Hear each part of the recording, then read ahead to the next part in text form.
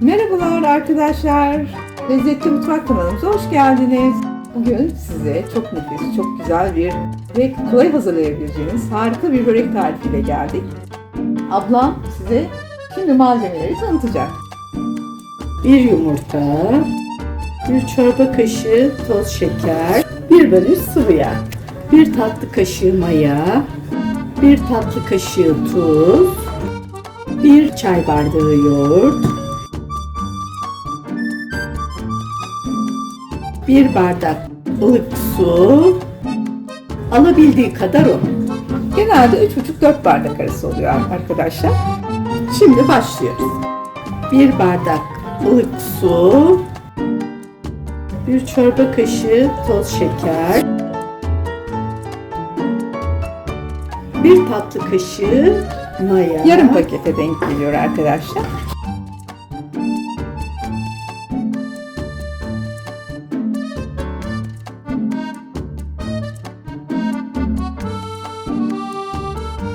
Bir yumurtayı kırıyoruz.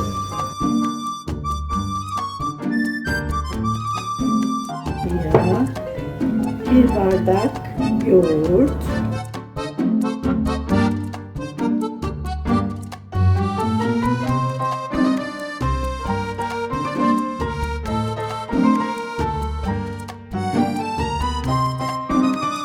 Yavaş yavaş unumuzu koymaya başlıyoruz arkadaşlar. tuzumuzu koyuyoruz.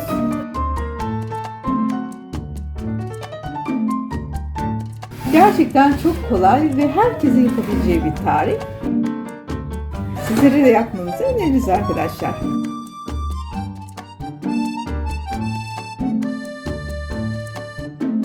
Şimdi yoğurmaya başlayalım.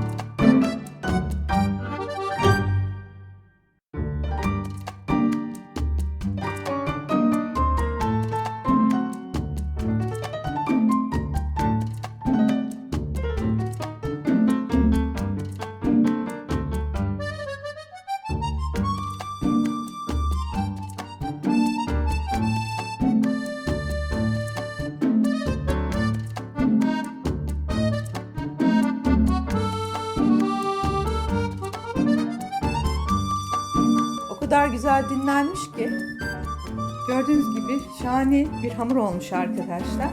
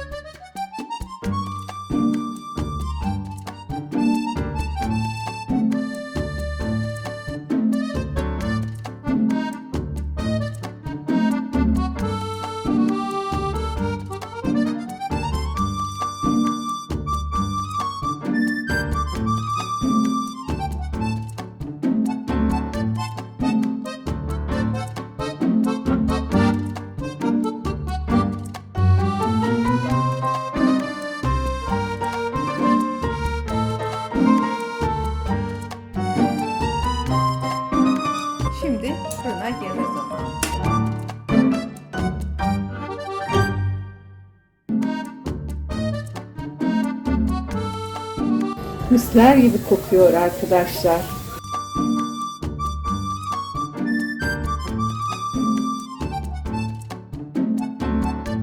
Böreğimiz fırından çıktı. Nar gibi kızarmış. Şimdi geldik. Test zamanı, tadım zamanı. Biz de sizlerin yerine burada test edeceğiz, tadacağız.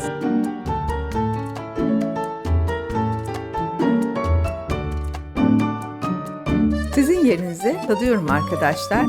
Şimdiden bize afiyet olsun.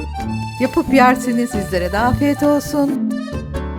Harika bir börek oldu. Ailenizle, sevgiyle, huzurla, sağlıkla, mutlulukla yapıp yersiniz inşallah.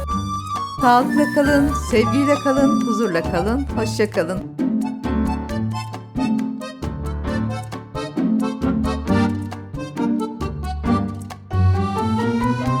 Bir sonraki tariflerimizde görüşmek üzere. Bu arada kanalımıza abone olmayı unutmazsanız seviniriz arkadaşlar. Hoşça kalın. Bay bay. Hoşça kalın.